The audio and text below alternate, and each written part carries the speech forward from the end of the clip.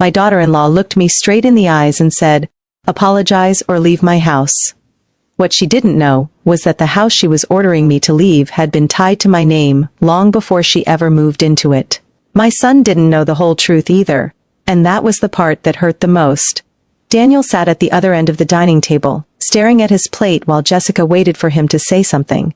Finally he looked at me. "Mom," he said quietly, "just apologize." I remember thinking that I had spent 62 years learning when to speak and when to stay silent. That night, silence was going to cost me a suitcase, a house key, and possibly my relationship with my only child. But it was also going to expose something Daniel and Jessica had never expected to learn. Something I'd deliberately kept from them for years, and by the time the truth arrived at their front door the next morning, there would be nothing either of them could do to stop it. My name is Margaret. I'm 62 years old, and until recently, I lived with my son Daniel and his wife Jessica in a 2-story house outside Columbus, Ohio. I say lived because that changed the night they told me to leave. But if you want to understand why I didn't argue, you have to understand how I got there in the first place. Daniel was 36. He was a good kid when he was growing up. Not perfect, obviously. He forgot homework. He once put a toy car in the washing machine because he wanted to see if it would survive. He went through a phase at 14 where every sentence began with "actually," but he was kind. When his father died, Daniel was only 23. That was a rough year for both of us. My husband, Robert, had been sick for a while, so his death wasn't completely unexpected. That didn't make the empty chair at the kitchen table any easier to look at.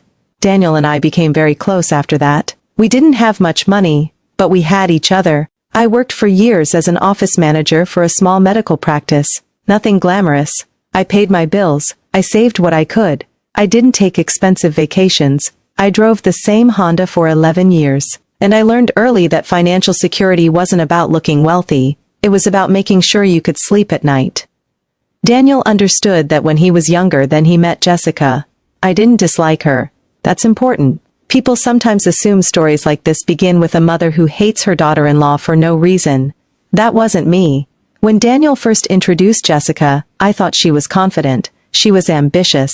She worked in commercial real estate and seemed to know exactly what she wanted. She had opinions about everything: restaurants, cars, neighborhoods, furniture, people, especially people. At first, I admired her confidence. Daniel seemed happy. That mattered to me more than anything else. They dated for 3 years before getting married. During that time, I noticed little things. Jessica didn't like my furniture. She called my old dining set dated. She once asked Daniel why I still lived in a neighborhood with houses that didn't have 3-car garages. I laughed when she told me that. I thought she was joking. Later, I realized she wasn't. After they got married, Daniel and Jessica started looking for a house. They wanted something larger. Jessica had very specific requirements: open floor plan, finished basement, 2-car garage, large kitchen, good school district, and, most importantly, a neighborhood where she felt like she belonged. The house they eventually bought was the same one I had been living in. That probably sounds strange. There's a reason. A few years before Daniel met Jessica, I had purchased the house through an arrangement connected to Robert's family. It wasn't originally a normal residential sale. The property had been in Robert's parents' family for decades. There was a small business attached to the back of the property when Robert and I were first married. Robert's father eventually closed the business and transferred the property into a family trust. After Robert died, there were complicated questions about what would happen to it. I won't get into every legal detail because honestly, most of it would put you to sleep. But the important part is this: I became the person responsible for the property. I eventually bought out the remaining family interests. The mortgage was paid off years later. And because I knew Daniel would eventually want a place of his own, I did something I probably shouldn't have. I let him believe the house was his. Not legally, emotionally. I told him that someday, when I was gone, it would be his.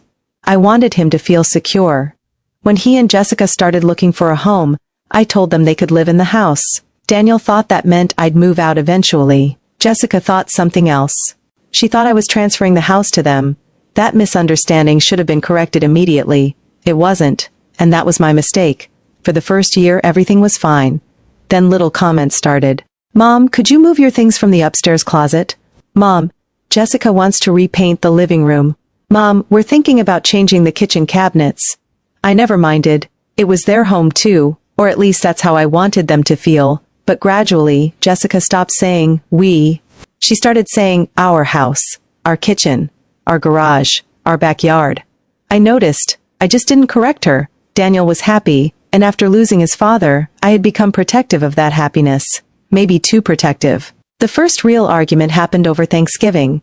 Jessica had invited 12 people. She wanted the dining room decorated a certain way.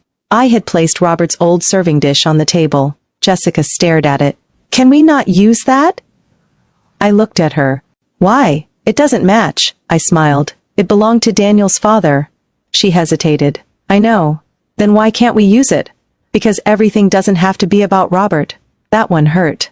Daniel was standing nearby. He said nothing. I put the serving dish away. That night, I told myself it wasn't worth fighting about. And that's how it went. One small thing at a time. I kept giving ground. Jessica kept taking it. Then, about 6 months before the dinner that changed everything, she started making comments about me moving out. Not directly, never directly. She'd say things like, wouldn't it be nice for you to have your own little place? Or, there's a really nice senior community not far from here. I finally asked her about it. Do you want me to move? She looked surprised. Of course not. Because it sounds like you do. She sighed. Margaret, we're trying to build our own life. I understand. Daniel and I are married. I know. We need privacy. I looked at my son. Do you agree? Daniel rubbed the back of his neck. I just think we should talk about boundaries. I nodded. Okay. I didn't argue. But something changed inside me that day. I realized Daniel wasn't seeing what I was seeing. Or maybe he was seeing it and didn't know how to deal with it. Either way, I stopped pretending everything was fine. I started keeping copies of important documents in a safe deposit box. Not because I was planning revenge. Because I had learned a long time ago that being prepared wasn't the same thing as being suspicious. Then Jessica found out that I still received property-related mail. That was the first time she became genuinely interested in the house's history. One afternoon she came into the kitchen holding an envelope. This came for you. I looked at it. Thanks. She didn't hand it over. What is this? Property correspondence. What kind? Nothing you need to worry about. She frowned. It's about the house. Yes. Why would there still be property documents coming to you? I took the envelope. Because some things are still in my name. She stared at me. What things? I smiled politely. Old paperwork. She didn't believe me. I could tell. But she didn't push. Not then. A month later, Daniel asked me a strange question. Mom, did Dad ever leave you anything related to the house? I looked up from my coffee. Why? Jessica was just asking. What did she ask? He hesitated. She thinks there might be some issue with the deed. There isn't an issue. Are you sure? Yes. He nodded. Then he said, okay. I watched him leave the kitchen. I almost called him back. I almost told him everything. But I didn't. Because the truth wasn't something I wanted to use to control him. I wanted him to choose his life freely. I just never imagined that one day he'd choose against me. The dinner happened on a Thursday. Nothing about that evening seemed unusual at first. Jessica cooked. Daniel opened a bottle of wine.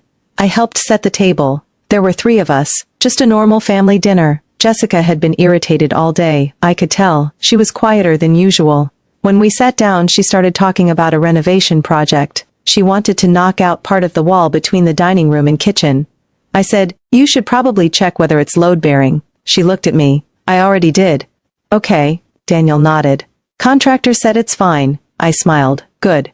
We ate for a few minutes, then Jessica said, there's something else we need to talk about. Daniel looked at her. What? She looked at me. Your mom. My stomach tightened. Daniel sighed. Jessica. No, we need to. I put my fork down. What did I do? That's exactly the problem. What is? You always make everything about what you've done. I stared at her. I don't understand. She laughed once. You really don't? No. She pushed her chair back slightly. Last weekend, you had my friends over, and you made comments about how expensive everything was. I didn't. You did. I asked how the renovation was going. And then you said, must be nice to spend that much on a kitchen. I was making conversation. You embarrassed me. Daniel looked at me. Mom. I could hear the warning in his voice. I wasn't trying to embarrass her. Jessica crossed her arms. You never try. That's the problem. I looked at Daniel. Is this what this is about? He looked uncomfortable. Can we just keep this calm? I am calm. Jessica shook her head. You always do this. Do what? Act innocent. I felt something inside me go cold. Not anger. Disappointment. I had spent months swallowing comments like this, because I didn't want Daniel caught between us. Now I realized he was already between us. He had just chosen a side. Jessica stood up. You know what? I'm tired of being treated like I'm some outsider in my own home. I looked around the dining room, the room where I'd hosted Christmas dinners, birthday parties, Daniel's graduation, Robert's memorial dinner. I said quietly, I never treated you like an outsider. Jessica laughed. You expect me to believe that? Daniel finally spoke. Mom, please. I turned to him. What? Just apologize. I stared at my son. Apologize for what? Jessica answered before he could. For making me feel unwelcome, for criticizing our choices, for constantly acting like this house is still yours. I said nothing. Daniel looked at me. Mom, is that what you think? He didn't answer. Daniel, he looked down. I think you should apologize. Something broke inside me. Not loudly. There was no dramatic sound, no screaming. Just a quiet understanding that the son I had spent decades protecting was now asking me to take responsibility for something I hadn't done, simply because it was easier than standing up to his wife. I looked at Jessica, then Daniel, then the dining table. I said, okay. Jessica seemed surprised. Okay? I nodded. I'll leave. Daniel's face changed. Mom, that's not what It is. No, I meant, I heard you. Jessica stared at me. I stood. Nobody stopped me. I walked upstairs. My hands weren't shaking. That surprised me. I opened the closet and pulled out my old navy suitcase. I packed 6 shirts, 3 pairs of pants, underwear, toiletries, my medication, a pair of slippers. I didn't pack photographs. I didn't pack jewelry. I didn't pack anything sentimental. Just one suitcase. When I came downstairs, Daniel was standing in the hallway. His face looked pale. Mom, I kept walking. Please don't do this. I stopped. You asked me to apologize. I was trying to keep the peace. I turned around. Whose peace, Daniel? He didn't answer. Jessica was standing behind him. Neither of them said anything. I walked to the dining table. I took the house keys from my purse. There were 3 keys on the ring. Front door, garage, back door. I placed them gently on the table. The sound was surprisingly loud. Daniel stared at them. Mom! I looked at him. You'll get a letter tomorrow morning. Jessica frowned. What letter? I picked up my suitcase. The kind that changes everything. Jessica laughed nervously. Are you threatening us? No, I looked at her. I'm telling you what's coming. Daniel stepped toward me. What does that mean? I smiled sadly. It means you should read the letter before you make any more decisions about this house. His face went pale. Mom, what aren't you telling me? I reached for the door, then I stopped. There was one thing I needed him to know. I never wanted this house because it was valuable. Daniel stared at me. I wanted it because your father wanted you to have a home. His expression changed. I opened the door. Jessica said, Margaret, if you're trying to scare us. I turned. I'm not. Then I walked outside. The door closed behind me. I stood on the porch for a moment. The house looked exactly the same. The porch light, the flower pots, the little crack in the sidewalk, everything familiar.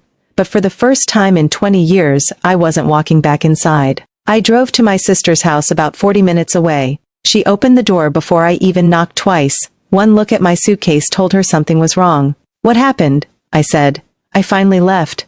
She stared at me. Daniel? I nodded. She pulled me inside. I didn't tell her everything that night. I was too tired. But before I went to bed, I checked my phone. There was an email from my attorney. The subject line was simple. Documents scheduled for delivery, 9 a.m. I opened it. There were 3 attachments. The first was a copy of the original property transfer. The second was a trust document. The third was something I'd never shown Daniel. I stared at the third attachment for almost a minute before opening it. It was a letter Robert had written 6 months before he died.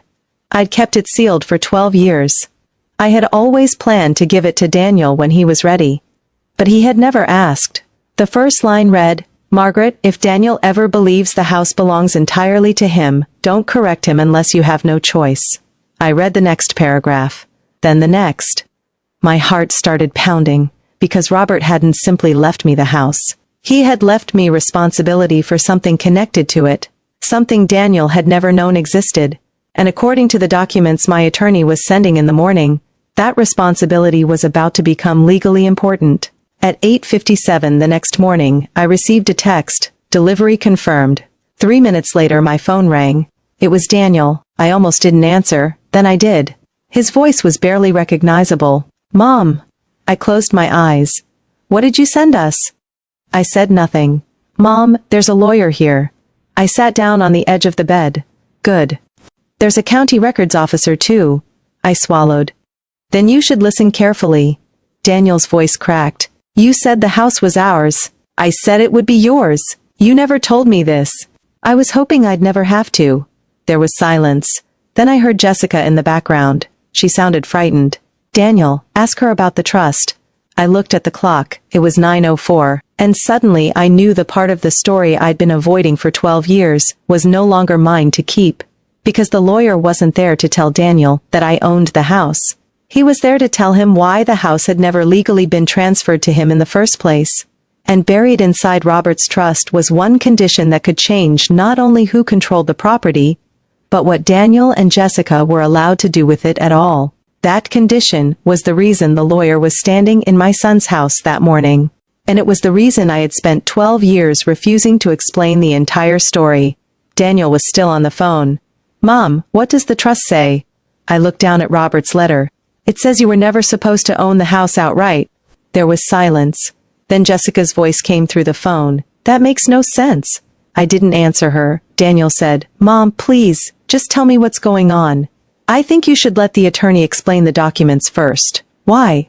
Because if I tell you everything before you read them, you'll think I'm trying to manipulate you. Daniel went quiet. He knew me well enough to know that I was right. A few minutes later my attorney, David Collins, called me. I'd worked with David for years. He had handled the final pieces of Robert's estate and had been the person who kept the original property records for me. Margaret, he said. They're both there. I know. Daniel is taking this hard. How bad? He keeps saying you promised him the house. I closed my eyes. I did. David paused. Technically you promised him the future of the house. I know. And that's what makes this difficult. I didn't expect it to happen like this.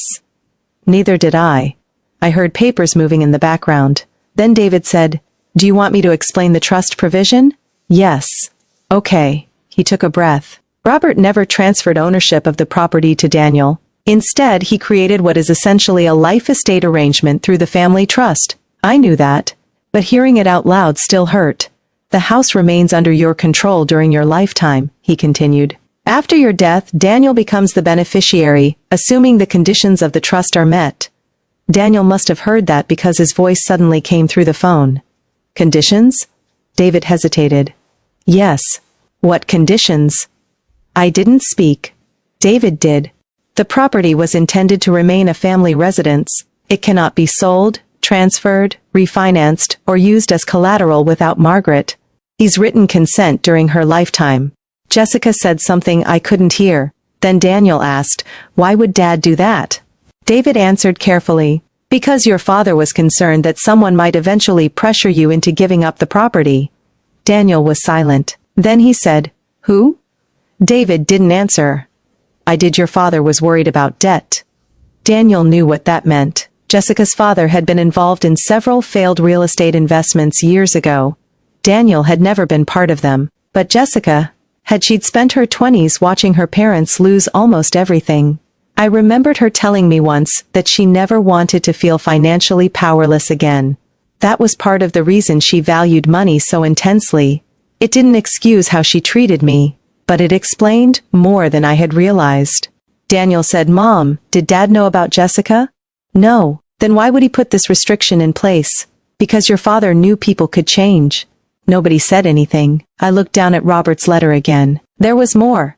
I hadn't told Daniel the most important part. The trust wasn't originally created because Robert distrusted our son. It was created because Robert knew the house had value beyond the building itself. Years before I met him, the property had been part of his father's small manufacturing business. When the business failed, the property went through several owners.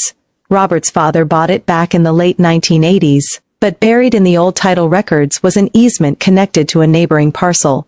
That easement gave the property access to a private road that developers had later become interested in. For years nobody cared, then the neighborhood began changing. Developers started buying houses. A new shopping district was proposed nearby. Suddenly our little piece of land was worth considerably more, and the old access rights made it even more valuable. Robert knew that. He also knew Daniel was young and trusting, so he created the trust. Not to keep Daniel from having the house, to make sure nobody could pressure him into selling it. The house wasn't just a place to live, it was an asset that could eventually change hands for a substantial amount of money. Robert wanted Daniel to inherit security, not a temptation, but there was another reason. One I had never told Daniel. Robert had been diagnosed with his illness 6 months before he died.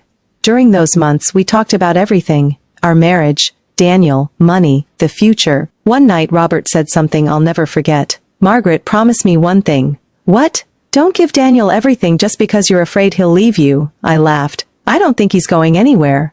"I know." "Then what are you worried about?" "You'll understand someday." I didn't understand then, I did now. He was worried about the difference between love and fear. He didn't want me using money or property to keep our son close. And he didn't want Daniel believing that receiving something meant he had earned control over the person who gave it to him. So I kept the arrangement quiet. I told Daniel the house would eventually be his. That was true. I never told him the conditions. I thought there would be plenty of time. Apparently there wasn't. Daniel asked David, "So Mom owns the house?" David answered, "Margaret has the controlling interest under the trust arrangement." Jessica immediately said, "Then why did Margaret tell us it was ours?" I heard the hurt in Daniel's voice when he answered. "Because she said it would be." I spoke. "I meant that." Daniel went quiet. "I wasn't lying to you." "Then why didn't you tell me?" "Because I thought you understood." "I didn't." "I know." There was a long silence. Then Daniel said something that I had been afraid of. "You knew this whole time." "Yes." "You knew Jessica thought the house was ours." "Yes." "And you just let us believe it." I swallowed. "Yes." He didn't respond. I added, "Because I thought you'd live here, raise your family here, and eventually receive it without ever needing to know the legal structure." "But Jessica wanted to renovate." "I know. She wanted to refinance." My stomach dropped. "You tried to refinance?" Daniel didn't answer. "Jessica did. We were considering it." "Why?" "To pay for renovations." "You never told me." "We didn't think we needed your permission." I closed my eyes.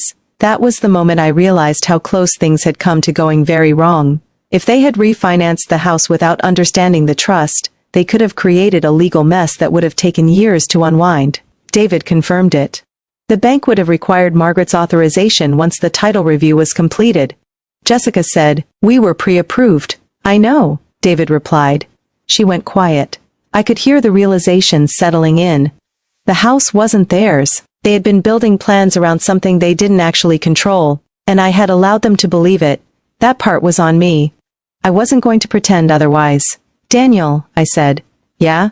"I should have told you." He didn't answer. "I thought I was protecting you." "Were you?" His question hurt. "Yes." "Then why does it feel like you were keeping something from me?" "Because I was." Another silence. "But I wasn't keeping it to control you." He finally said, "I don't know what to think." "I understand." The attorney then explained something that changed the entire conversation. There was a second document, a letter from Robert, the one I'd kept sealed. David had a copy. The original was mine. And the letter explained why the trust existed. Daniel asked to hear it. I told David to read it. His voice became slower as he reached the important section. Robert had written that he wanted Daniel to have the property someday, but only if Daniel maintained it as a family home. If Daniel ever attempted to sell it, transfer it, or use it to secure debt during Margaret's lifetime, Margaret had the right to veto the decision. There was also a provision that if Daniel deliberately tried to remove Margaret from the home through coercion or intimidation, the trust would be reviewed by an independent trustee. That was the part I had never expected to matter, until the night before. Daniel knew exactly what that meant, so when Jessica told Mom to leave, his voice trailed off. David didn't finish the sentence for him. He didn't need to. The condition didn't say Daniel couldn't ask me to leave. It said he couldn't use the property arrangement to force me out through coercion while I retained the life interest. That distinction mattered. And Jessica had unknowingly walked directly into it. She said quietly, "I didn't know." I believed her, but knowing she didn't understand the consequences didn't erase what she'd done. I told them, "I don't want anyone punished." Jessica said nothing. "I don't want the house back just because you hurt me." Daniel finally asked, "Then what do you want?" I thought about it. I wanted my son to look at me and say, "Mom, I believe you." He started crying. Not loudly, just enough that I could hear it. "I'm sorry," he said. I closed my eyes. "I know." "No, Mom." His voice broke. "I really am." I let the silence sit between us. Then he said, "I should have asked what happened." "Yes." "I should have stopped her." "Yes." "I should have listened." "Yes." He took a shaky breath. "I was afraid." "Of what?" "Of losing my marriage." That was the first honest thing he'd said all morning. I understood that fear, more than he knew. "Daniel," I said, "you were trying to protect your marriage. I hurt you instead." "Yes. I thought if I asked you to apologize everything would calm down." "It didn't." "No." He laughed bitterly. "I made everything worse." I didn't tell him he was right. He already knew. Jessica finally spoke. "Margaret?" I hadn't heard her voice in several minutes. "What?" "I owe you an apology." I waited. "I thought you were trying to control us." "I wasn't. I know that now." She sounded embarrassed. "I thought you were making comments because you didn't like me." "I didn't like how you treated me. That isn't the same thing." "No." She was quiet. Then she said, "I was wrong." I didn't immediately forgive her. That surprised her. Maybe she expected me to say it was okay. It wasn't. Some things aren't fixed by one apology. Especially when the apology comes after someone discovers they were wrong. I said, "I appreciate you saying that." She whispered, "That's it? For now." She didn't argue. That mattered. A week later, I returned to the house, not because Daniel demanded it. Because I chose to. The atmosphere was completely different. Jessica had removed the boxes she'd packed for a renovation, the contractor was gone, the kitchen plans were off the refrigerator, the room looked strangely normal. Daniel was sitting at the dining table, the same table where I had left my keys. He stood when I entered. "Hi, Mom." "Hi." He looked at the table. "I kept your keys." I didn't answer. He took them from his pocket and placed them in my hand. "I shouldn't have let you leave." I looked at him. "You can't change that night." "I know. But you can change what happens next." He nodded. I sat down. Jessica joined us a few minutes later. She looked uncomfortable. But she stayed. That was important too. Daniel said, "We talked." I raised an eyebrow. "We're going to keep living here." I nodded. "But we're going to pay rent." I looked at him. "You don't have to." "We want to," Jessica spoke. "And we're going to put everything in writing." I almost smiled. "That's probably wise." Daniel gave a small laugh. Then he became serious. "Mom, I don't want the house right now." I looked at him. "You don't?" "I do." He paused. "But I don't want it because you promised it to me." I waited. "I want to earn your trust back first." He took my hand. We sat like that for a while. No dramatic speech. No perfect resolution. Just a mother and son trying to repair something that had been damaged. A few months later, Daniel and Jessica moved into a smaller house. It wasn't as impressive. It didn't have the huge kitchen Jessica had wanted. It didn't have the long driveway. But they could afford it without touching the family property. I stayed in the original house. For the first time, I made changes because I wanted them. I repainted the living room. I replaced the old curtains. I put Robert's serving dish back on the dining table. And I kept the house in the trust, not as a weapon, as a promise. Years later, Daniel will still eventually receive it if the conditions are met. Nothing about that changed. But the relationship between us did. Daniel started coming over on Sundays. Sometimes Jessica came, sometimes she didn't. We weren't magically best friends. She and I still had awkward moments. But she stopped treating me like an obstacle, and I stopped treating her like someone I had to tolerate for my son's sake. We became something more honest. Two women who didn't always agree, but who understood the boundaries now. One afternoon Jessica came over alone. She sat beside me on the porch. "I've been thinking about that night," she said. "So have I." She looked at her hands. "I really believe that house belonged to us." "I know. I thought you were staying because you didn't want to let go." "I wasn't. I know that now." She took a breath. "Why didn't you ever tell us?" I thought about the question. "Because I was afraid." "Of Daniel?" "No. Then what?" "Of becoming the mother who uses what she has to keep her child close." Jessica looked at me. "I don't understand." I smiled. "When Daniel was young, I was afraid of losing him. After his father died, that fear got stronger. Robert knew it. I told her about the letter, about his warning, about the difference between giving your child a future and using a gift to control their choices." Jessica was quiet. Then she said, "He was a smart man." "He was," she smiled sadly. "I wish I had met him. I think he would have liked you." She laughed. "I doubt that. He had a weakness for people who argued with him." "That explains Daniel." We both laughed. It was the first time we had ever laughed together without pretending. Eventually Jessica said, "I'm sorry." This time I believed her. I turned toward her. "I forgive you." She looked surprised. "But," I added, "forgiveness doesn't mean pretending it didn't happen." "I know. It means we don't have to keep punishing each other for it." She nodded. That was enough. The strangest part of the entire story is that the house never really changed. The legal papers changed our understanding of it. The trust changed Daniel's assumptions. The letter changed everything he thought he knew about his father. But the house itself stayed exactly what it had always been. A place where our family had eaten dinner. A place where Robert had laughed. A place where Daniel had taken his first steps. A place where I had spent years trying to protect everyone. I had thought the most painful part of that night would be leaving. It wasn't. The painful part was realizing my son could look at me, hear someone tell me to leave, and still choose silence. But the most meaningful part came afterward. Daniel eventually understood that the house wasn't the thing I had been protecting. I had been protecting him from learning that love doesn't guarantee loyalty. And I had been protecting myself from admitting that sometimes, the person you've spent your whole life protecting is the person who has to learn how to stand beside you. I still have Robert's letter. It's in the same safe place where I keep the original trust documents. Sometimes I read it, especially the last paragraph. Robert wrote that a home wasn't valuable because of its square footage or its market price. It was valuable because of who felt safe inside it. For years I thought that meant I had to keep everyone under one roof. Now I understand it differently.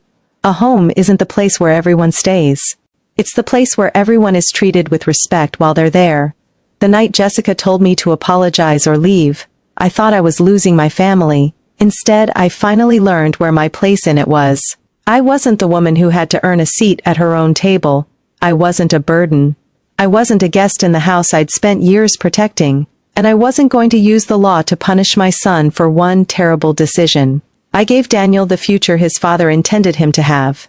But I made him understand that receiving a home is not the same thing as owning the people inside it. The house remained in the trust. Daniel and Jessica built a life of their own. And I kept my keys. Not because I needed to prove that the house was mine, but because after that night, I finally understood something Robert had tried to teach me 12 years earlier. Love should never require you to disappear from your own life just to keep somebody else comfortable. And sometimes the strongest thing a mother can do for her child isn't to give him everything. It's to quietly step back, let him make his choice, and give him the chance to learn what that choice really means.